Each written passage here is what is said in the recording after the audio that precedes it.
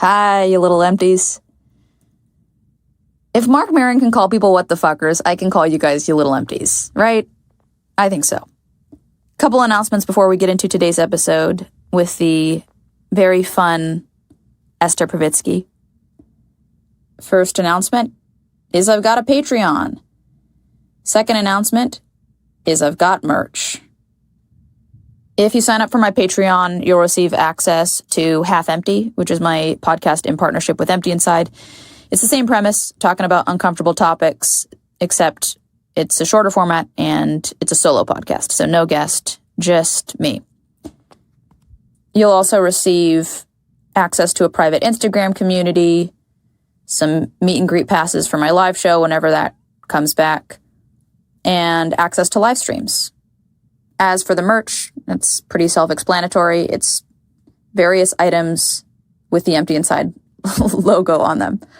But I think it's a very fun merch line. I really like it.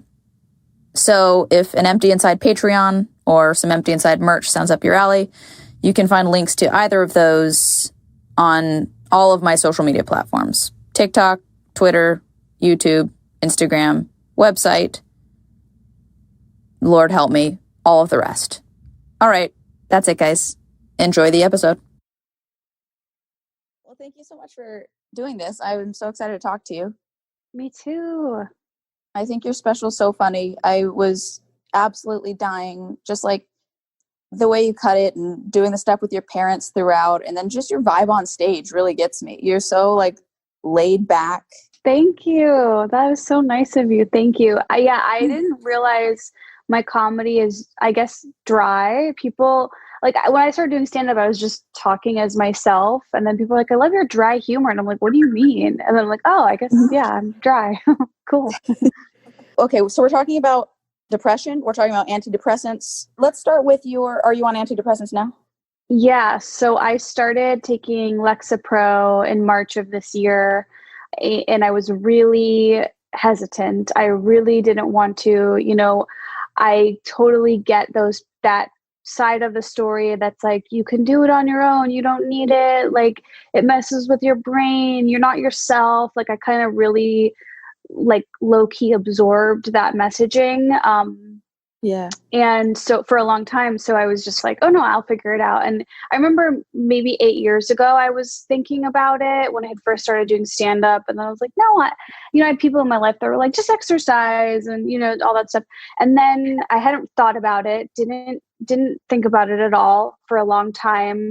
And then I kind of had this weird month and a half, 2 month long incident starting at the end of December of last year, where I had a really busy year. I had an awesome year where I was just kind of checking off a lot of the boxes on my goals list. Like I had shot the first season of Dollface, this sitcom on Hulu, starring literally like the coolest people that I could have ever dreamed of working with. Brenda Song, Shay Mitchell, Kat Dennings.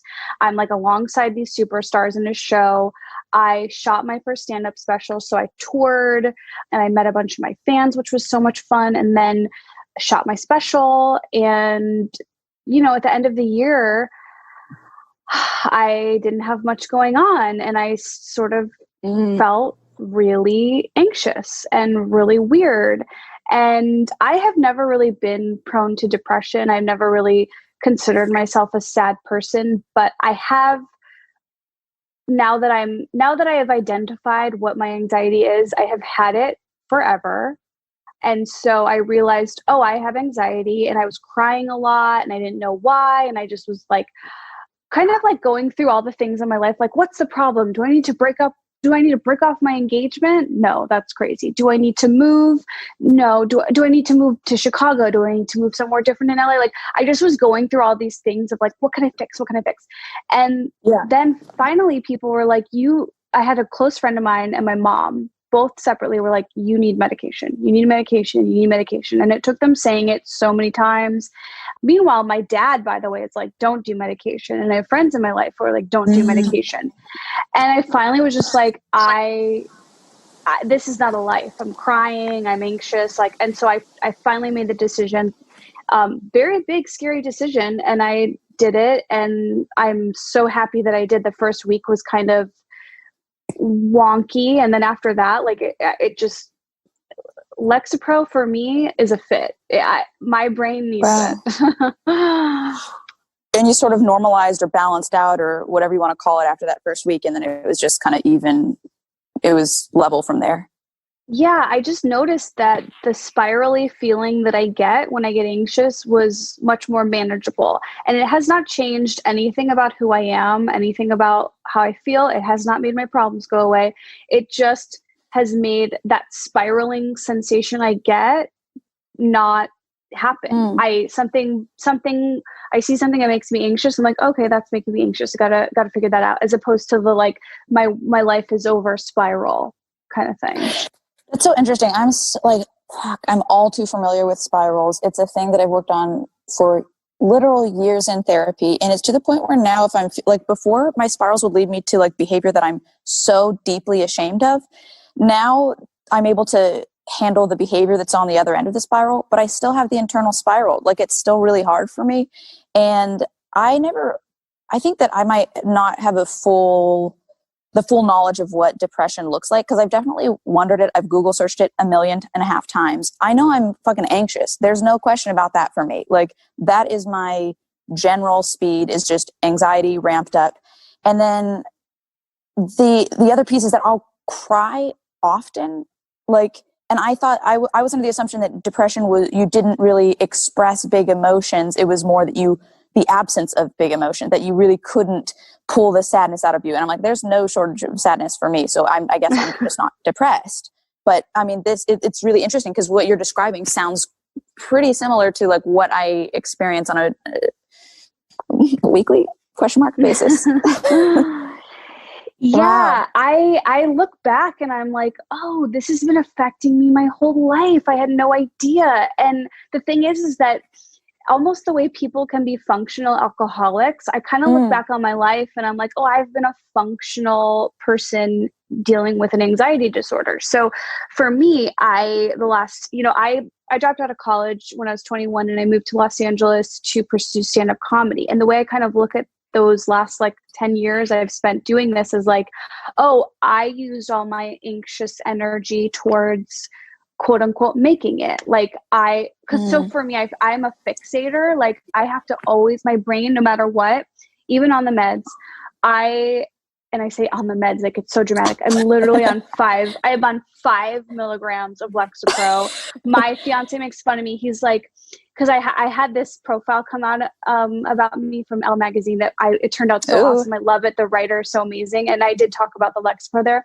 but my fiance makes fun of me and he's like, and then she made a decision that would change comedy forever. She went on the lowest dose of the most common antidepressant in the world.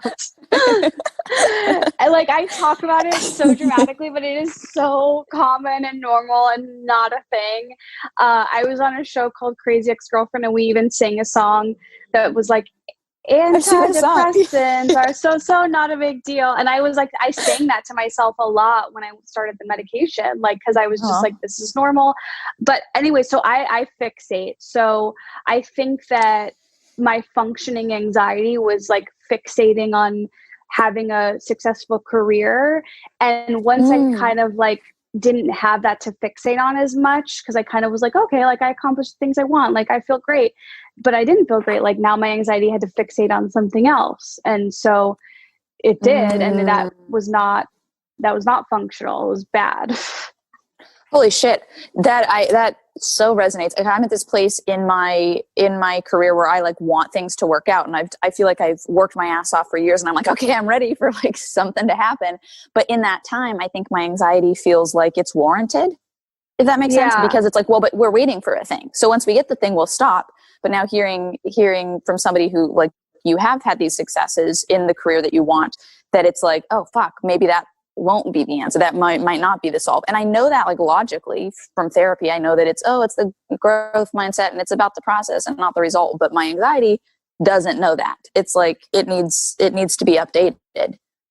Well, wow. I'm actually surprised to hear you say that because I feel like you're someone who has, and again, look here, we're all like, we all think everyone else has it figured out, but you're like so successful and you've achieved so much. I'm curious to ask you, like, how do you feel about that? How does that feel for you? Like, you're on hit shows, like you're a big name. Like, how is that? Does that mean anything to you, or do you not care? Like, what is that for you? Dude, no, that's such a good question. It's like, it's the thing that I feel the most shame of in my entire life. I do not like any of the acting work that I have ever, like any of the projects that I've been a part of as an actor. And even talking about it, honestly, my heart starts to race, and like, I feel like I almost could cry. It brings me, I know that like the shows, that some people liked the shows and like kids liked the shows. And I think that's great that they liked them. But for me, it was really hugely negative on my self-esteem and on my mental health. And I think largely contributed to so many eating disorders. And it's like, it's a thing that kind of haunts me. And I feel like I'm at this place now. I quit acting a couple years ago and I was like, fuck, I know what I want to do. I want to write. I want to direct. I'm going to work my ass off to try and make that happen in whatever capacity I can. But in this interim, in this space where I haven't had success in the way that I want to have it, in the thing that I want to do, I just feel like I've got this thing on my back, this like weight, this thing that haunts me that I'm not at peace with. I'm trying. That's the thing. I would say that's what I'm working on, like in therapy now, because before there were just so many other priorities. But now that like I have, I don't have substance abuse issues or eating disorders. Now it's like I can get to the kind of underbelly stuff, and this is what's there for me. It's like I feel so much pain and like weird self-loathing about the stuff that I've done in the past that I just want it to, I wish I could just do something else that like wipes that off the face of the earth. But wow, this is fascinating. I am so glad that you are sharing this. This is so mind-blowing. It's so fascinating because like, you have to understand, like I didn't get in this business until, 21. I started trying it and then probably didn't like it on TV until, a few years later and small bites. But like, I grew up, and of course, naive, but I grew up like, and when I saw young people on TV, I was like, oh, they did it. They got what I want. They're good. They're set.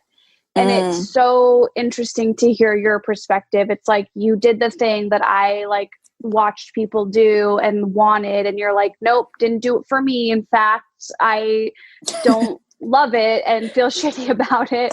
Like, it's just it's wild. It's so wild that like everyone's point of view is so different. And yeah.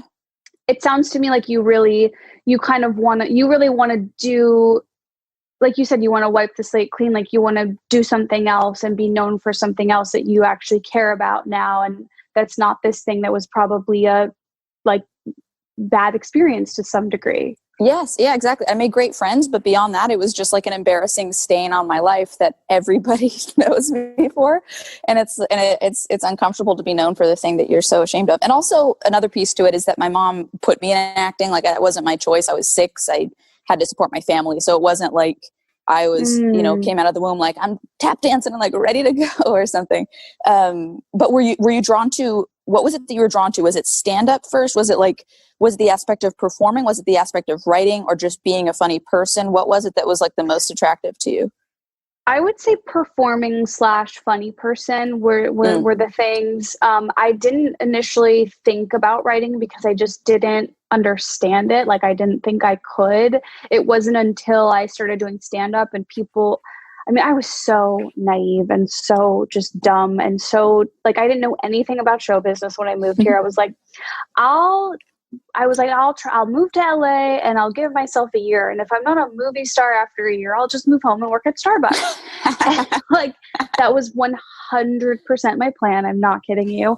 And then when I got here, I obviously did want to do stand up, and it wasn't until other people watched my stand up were like, oh, you have like a voice. And I was like, what do you mean? I was like, what do you mean? Like, I can sing? Like, how do you know? What? And they're like, no, like, you have a comedy voice. I was like, oh. And then that's kind of how I slowly but surely, and I saw other comedians set really great examples, like Whitney Cummings, who wrote her own show. And I was like, oh, well, she's just a cool stand-up comedian. Maybe I can do that too. And that's kind of how I got the goal of wanting to make the show Alone Together that I wrote. And that's, we did 2 seasons of that are on Hulu if people want to watch. But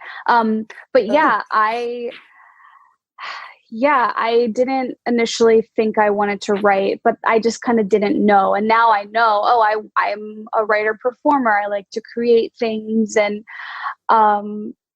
that's kind of the path I'm on now and what I want to do. But that's so interesting that I feel like you're doing such a great job in letting the world know. Because that's the thing. It's like, all we have to do is just kind of let the world know what we want and what we're up to. So even just you having this podcast where you have these really awesome, serious, important, intimate conversations, I think that already lets the world know that you're doing something different, than that you're a different person than how all these other people know you. Now, I think I'm a grade older, or whatever a class older than the people that watched your show. So I don't know you as that. And I think that might be why you like me. I don't know. But so I view you as someone who had success in Hollywood and then is now doing, like, having really cool, open, honest conversations. And I think that's cool. Thanks, man. Oh, that's so nice. With the depression, am I correct? And was when you went on antidepressants in March, this was your first time? Yes, first time. Okay. Oh, it's interesting. Do you mind if we go kind of into the emotionality of what you were experiencing? No, not at all. Okay, great. When you were having, like, would you say you had panic attacks? Was it just a constant anxiety? Was it the anxiety that drove you to, because I feel a lot of times my sadness is driven by anxiety, if that makes sense. Like, I feel like the tears just can't stop type thing. Yep. Yeah. Okay. Wow. I would say that I don't think I've ever really had a panic attack. I would say it's this was a constant anxiety, can't really rest, and fixated on certain problems that, would certainly not cause a normal person to spiral. But for me, everything added up and was making me spiral. And so because I was constantly anxious about things, I was crying and I was sad. So I would 100% say I'm a person where my sadness came from the anxiety. Not that I'm not prone to sadness or depression. It just was stuff that came from me feeling anxious all the time. And I didn't really, I really didn't understand. I had no idea that my anxiety was so serious. I just thought that was my personality and that's who I am. This thing is making me really anxious and it's making me spiral, and there's nothing wrong. I'm right. I'm not wrong, And it wasn't really until the medication made me feel a little bit more normal that I realized how serious it was. And the medication decision is really hard to make. And it came down to a few things for me. One, I felt like this quality of life at this particular time is just, it's not working. I can't do this. I can't cry all day, every day. That's not going to work. And then also I thought about the career I'm in. I'm like, this career is highs and lows. It's self-obsession. It's so many things that are not normal and not what the human being is designed for. And so I'm like, okay, like, this is weird. And then you think about, like, social media and all the things that even not just in our career, but everyone today is dealing with that it's not normal things. I was like, oh, like, okay, so there's some external factors here that are making life harder than it should be and higher and lower than it should be. Okay, that makes sense to why I might need help. And then the third thing was, it felt kind of genetic for me. Like, my mom was telling me, well, your grandma takes Lexapro and your cousin has struggled with anxiety. And then finally, like, my fucking fiance is on Lexapro and he's been on it since I met him. And I'm like, oh my God, it's like, so, like, it's so not a big deal. It's so normal and it so makes sense to try. And of course, I had the people in my life that were like, get outside, exercise, get some sunlight. And I'm just like, And I'm just like, fuck you. Like, this is so much more than that. No, okay. I need help. My brain needs help, and that's okay.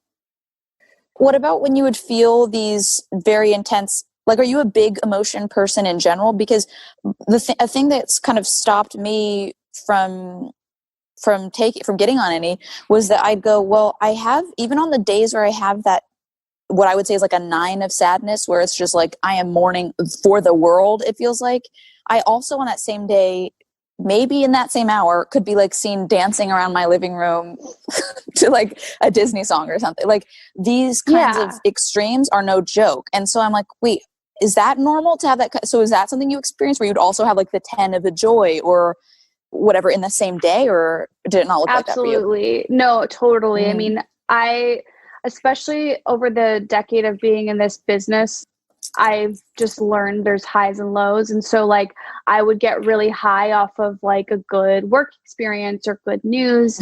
And then I started to learn like, okay, if I'm high, I'm going to come down. And it wasn't until last year where I was like, okay, I can't go up anymore because these lows are too low. And so all of last year before this all happened, I remember I had the over and over again, I would just be like, I'm prone to high highs and low lows. And I have to know that, like, I have to be aware of that. When the high comes, I have to like try to stay low. Like, and I even remember joking about it with my dad because as you saw my stand-up special, my parents were in it and my dad was so excited about it. And like, he was so happy when it came out. And I just kept telling him, I'm like, you got to be careful. You're going to get low afterwards. Like we were kind of joking about it, but it's also serious. It's like, you're going to be low. You're going to be low. And then he kept calling me and he's like, I'm low. And like, it was funny, but there's truth to it.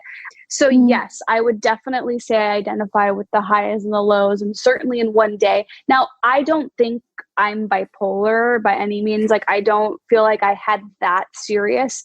These are more just like you said, it's like you're really sad and then you can dance to a happy song. It's just stuff like that, which feels kind of normal, but it's also like a little not fun for you and everyone around you. Yeah, it's exhausting. Yeah. Yeah. But no, it definitely feels that way.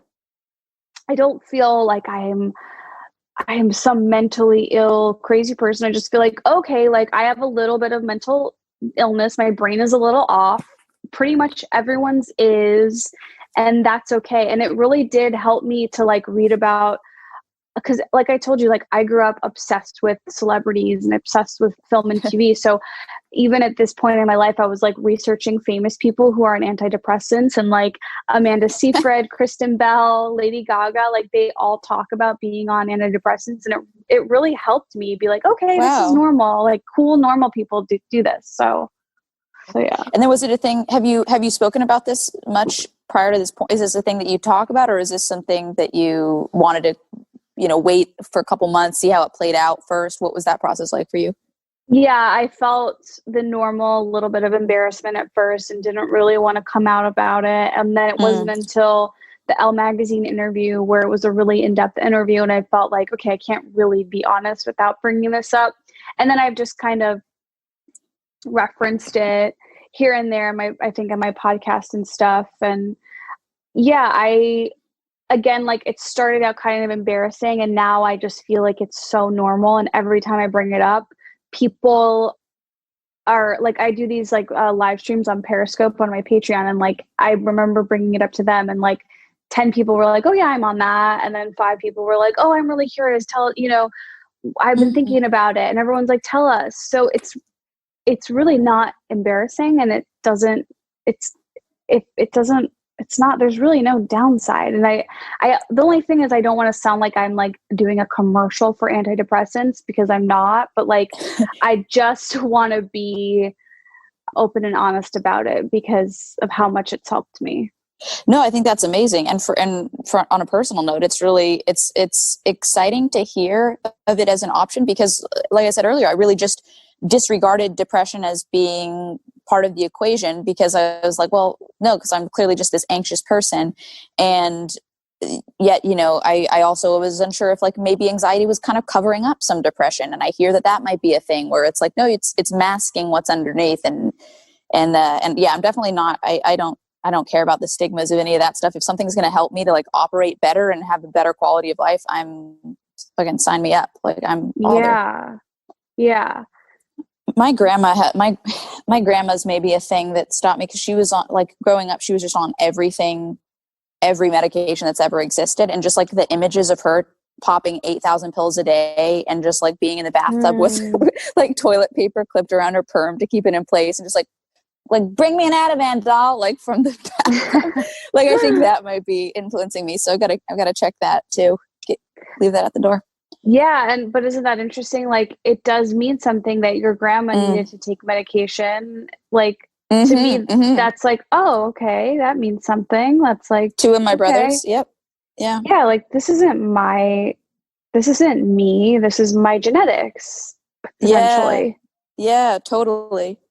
Do you know people who have the, white knuckling makes it sound like it's a negative, but have the approach of like, I'm just going to not do meds and I'm going to deal with this. And have you seen people, if you know those types of people, have you seen them like have a positive experience without meds? Or do you feel like pretty much for the most part, when you see somebody and they get on meds, it's a much better experience?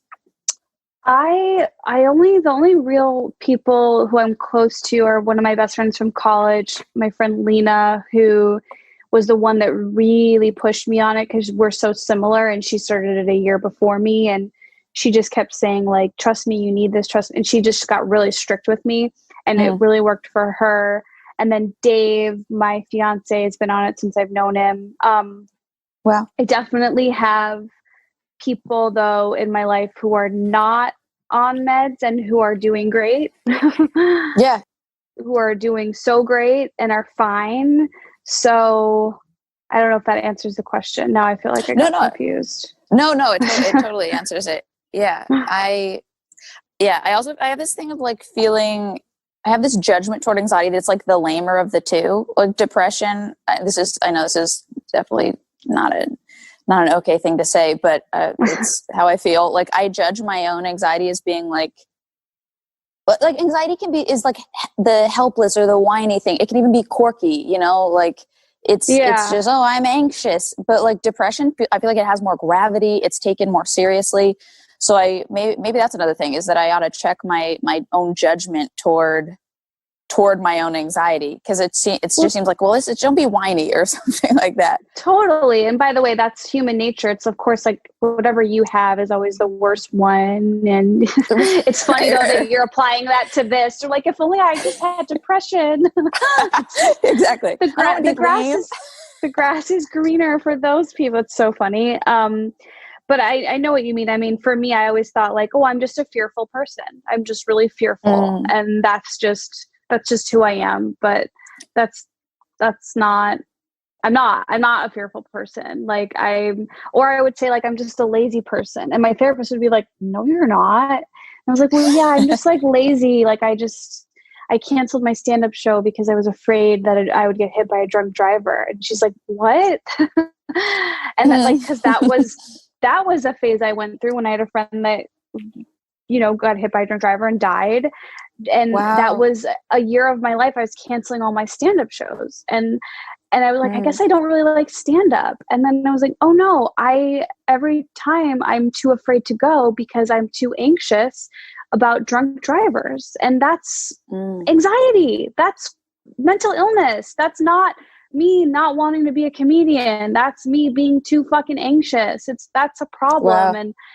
And I didn't know that until this year. Like now I look back and all the things that I missed out on because of this problem I have. And it's again, like nothing really that serious. It functions. I still functioned. It wasn't like I locked myself in my room and didn't see anybody. Like I was functioning, but life was harder and it sucked. And I wasn't having as much fun as everyone else because I was afraid. Interesting. Do you feel like it's more prevalent, like anxiety and depression are more prevalent in the entertainment industry? Because I feel like it's impossible for them not to be when it is a business that's, the outcomes are so out of people's control. And it's so, to your point, the highs and the lows. It's just like, I feel like there's a lot of other fields that are just more of a kind of balanced they don't have these huge fluctuations. Does that make sense? Do you feel that at all? 100% yes. You know, I also, I should have known sooner because I watch a lot of YouTube. I watch a lot of beauty YouTube. And I'm telling you, at one point I started realizing, God, all these beauty YouTubers, they all do an episode about their anxiety. I was like, so weird. Like all these people have anxiety. Like they're talking about it. And I just remember thinking that's so weird. And of course now look at me like, yeah, duh. But yes, I definitely feel like this business that was even one of my arguments to myself to start the medication, where I was like, look, Esther, if you were working at Walgreens in Skokie, Illinois, you might not need the Lexapro, but you are an actress and you do stand-up comedy, you get on stage, people laugh, you get high off of that, you come home, it's hard to like feel normal, like you have to calm down, like this is a field, even social media, like all the things about this field definitely just are not normal for the brain. Do you ever feel this? Sometimes I worry if it seems like mental illness is very in right now, like because it is being so talked about, and I think it's amazing for it to like, it's helping to destigmatize it, and it's helping people to feel less alone and hopefully get on medication if they need it, or just take some actions if they need them. And maybe even become aware that, oh, wait, I might have that thing that I didn't realize I had because I just thought it was crazy or whatever they might be assigning to themselves. But I worry what's going to happen if like a couple years from now, it's not so in anymore. And then is it like, what's that going to look like? Do you ever feel that way or no? No, because I do think that I just don't see this like leaving the conversation. I would predict that it wouldn't. I certainly hope. Yeah, I think more because look at me, it's like a year ago, I never thought I would have been having this conversation, and now I am. And so I think there's going to be more people like me that realize what they're going through, and especially the state of the world. And we're living in a pandemic. Like, God, that's not normal. Right. That's really serious. Right. It's really bad and it's really scary. And that alone, I think, like is causing, I know it is, it's causing so much anxiety and depression in people. So I think this is like here to stay, and it's part of the new normal for all of us. Yeah. Do you think there's like a line? This is something I spoke about my eating disorder. I like wrote a thing for Huffington Post a couple, maybe a year and a half ago. And that was when I first came out about my history with eating disorders, because I felt like I needed to get to a really good place in my recovery. I felt like I had no place talking about it. Like never in a million years would I have said, I have bulimia when I had bulimia. It's just like, are you just a cry for help? Like, what are you doing? That's at least how I judged it for myself. But I felt like I had to get to a certain point in recovery where I was like, I think I might have valuable information because I feel like I'm on the other side of this, and maybe it could help people in some way. Do you think there is like a line between when to share about a personal struggle or a mental illness, to be more specific? Or do you think that it's like, whenever is fine, and the more the merrier? Or do you think that some discernment is helpful? I think it's up to everyone individually what they're comfortable with. I'm similar to you, where I kind of need to be through it a little bit before I feel safe and comfortable talking about it. I definitely was not able to talk about this publicly in January or February or even March. Like, hell no, I could not tell anyone, except the people who I was close to in my life. But I that's me. And I also struggled with eating disorders. I was like a binge. Yeah. Oh yeah. I was a binge eater. Yeah. For probably like high school kind of. And then it got really serious in college. And then I was better when I moved out to LA. And then I kind of noticed a little bit of weird behavior creeping up, and I was just like, I'm not going down this road again. Nope. And so I ended up going to a 30-day treatment program for it, where it was like, I think it's called PHP, partial hospitalization program, where you spend 8 hours a day, 5 or 6 days a week. And it's just like, it's like school for eating disorders. It's like a nutritionist teaches you stuff. You learn like all these different therapy things, and you just kind of work through it. It's like 8 hours of therapy a day. And it was like, me, 25-year-old binge eating Esther with like a bunch of teenagers. And it was, it was awesome. It was and it really like did the trick. Like I will always have that problem, but I haven't, like, the way I look at it now, it's like, I have a really healthy relationship with food and my body. Sometimes I eat more than I'm supposed to. Sometimes I overeat. That's normal. There's nothing wrong with that. I remove, like, I learned like there's no bad foods. You like there, you just learn these really simple things, and like no food rules. Totally. Yeah, there's no food rules. And if you overeat, it's like you can't carry the shame of that, because if you do, it'll just make it worse and make you do it again. So it's like I eat the whole pizza and I'm like, okay, I ate the whole pizza. Haha. Oh, okay. Move on. Yeah. So that really helped me a lot. That was a big difference maker for me. Thank God I had like the right insurance at the time that helped me pay for that. Right. No, I feel awful because of how expensive treatment is for people who don't have insurance or don't have the means. It's like, I just want there to be more resources, more materials out there. Yeah. That's why I guess I try to talk about them, because it's like, fuck, something's got to help people who don't have the means. Cause imagine how sad that void is, right? If it's just like, well, even if they want to get better and it's like, well, I don't have, $50,000 to go to a treatment center, or I don't have the right insurance. It's like, I don't like how mental illness is handled. It's really frustrating. I know this country is crumbling. it's ruining us all. It was actually the success I had with figuring out my eating issues that gave me confidence to know I could figure out my anxiety issues. Cause I was like, okay, wow. I overcame the hardest thing in my life, which was my eating. And so I'm like, okay, this anxiety thing will fix it. Yeah, there you go. What do you do now if you're in like a really low place? What does that look like for you now compared to what it used to? And then what do you do to get out of it, if anything? What's that like? Well, like if something will trigger my normal spirally stuff, I think I'll just kind of, a voice in my head will just say like to myself, this is not forever, or this is not the end of the world. This is not going to kill you. Like, just walk away from this problem right now. It's okay. Things that I think healthy people are just, that they just do or naturally, stuff like that.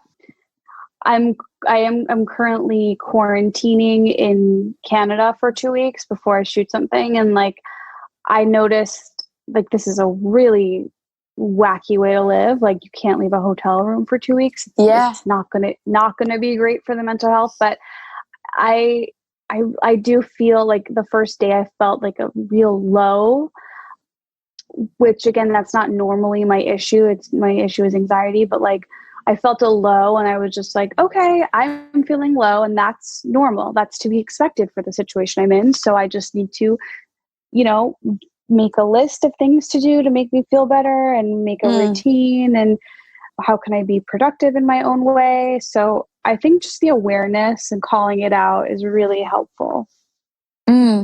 Isn't that the truth? That it sounds so small. I feel like if that's at least that was what I felt when I first learned that, like, oh, awareness is going to help so much. And I was like, what are you talking? Like, just being in that moment, calling it out is a lot of times half the battle, because it makes it so the emotion like doesn't overcome you. That was always my biggest struggle with when I would do the spirals that would lead to the behavior that I didn't like. What was happening was that I became the emotion. I became sadness. I became anger. I became whatever I was feeling, instead of just like, oh shit, okay, I'm feeling this thing. It's really overwhelming. It's really difficult right now, but I'm going to get through to the other side and fill in the space between now and the other side with X. Yes. Yeah. And exactly. Recognizing that I'm not angry, I feel angry. Like, that's a feeling that's going to go away, and you're not your feelings is really like an important life lesson, I think. Right. I know we're almost out of time. Can I ask you a few more questions? I'm so curious about this. Thank you. Do you feel like something when you would have, before you got on meds, do you feel like there was something would cause the sadness? Do you feel like you could oftentimes pinpoint the emotion to something that had happened or something that you saw, something that kind of triggered you?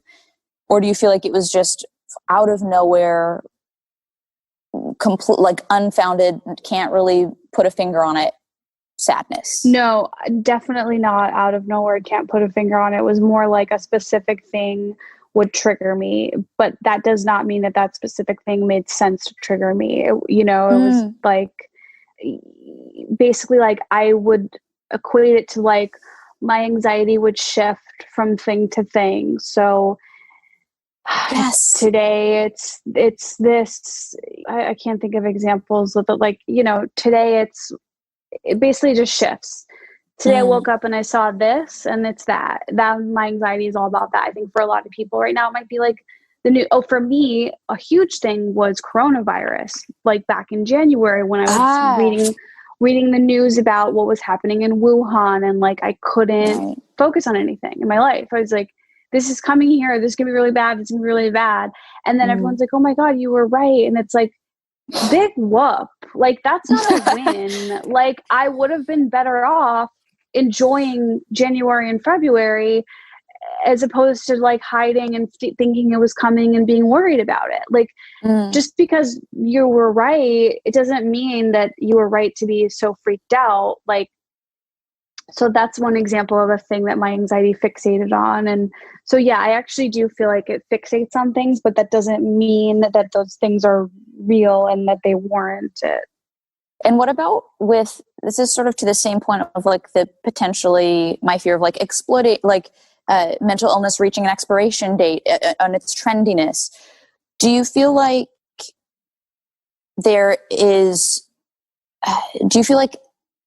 there's a line where mental illness can be either romanticized and or exploited, or do you think that's not a reality? Do you think it's just like, nope, all versions of talking about it are good?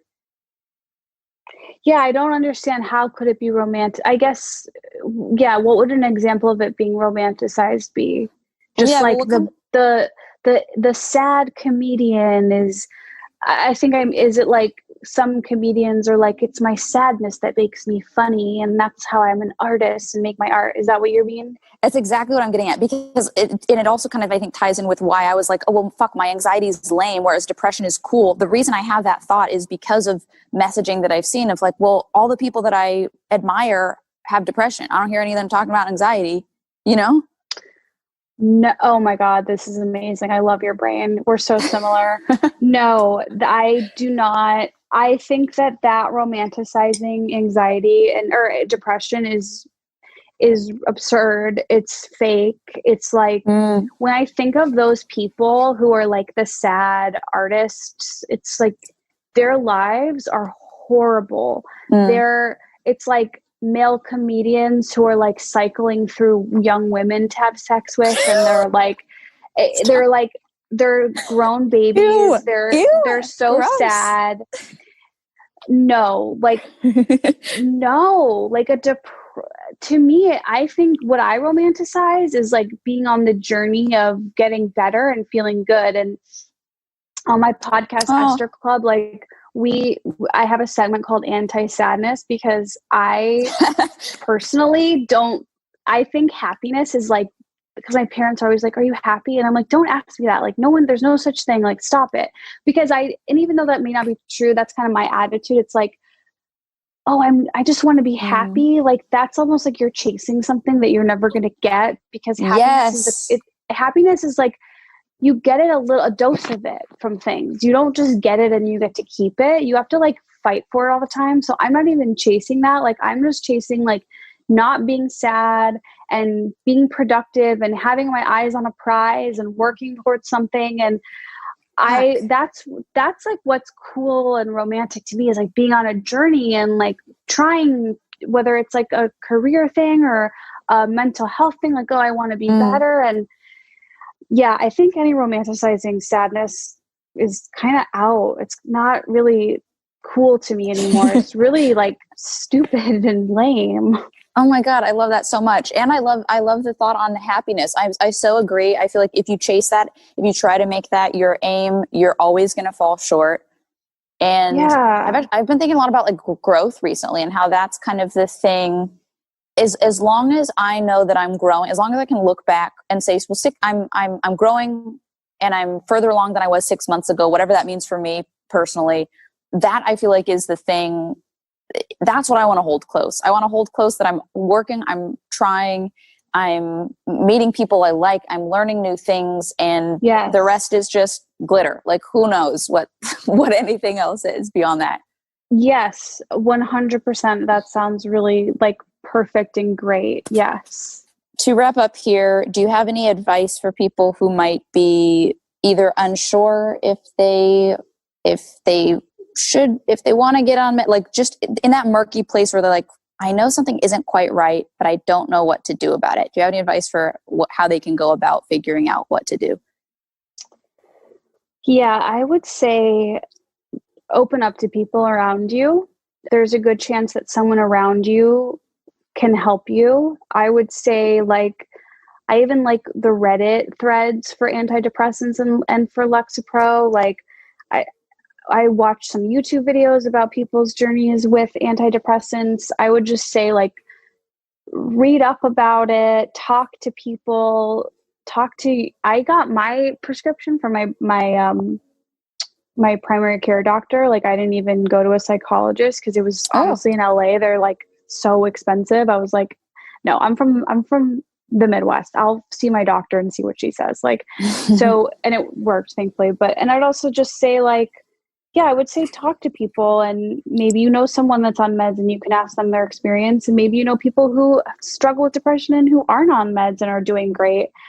But most importantly, I would just like say, like, look within, take stock. Like, are you feeling ways that are like messing with your life a little bit? And look into it. I don't think meds are for everyone. And I think there's a lot of people who need them and don't know about it. So I would say, like, just kind of look within and do some research if you're curious. I love that. I think that'll help people. Thank you. Yeah, I hope so.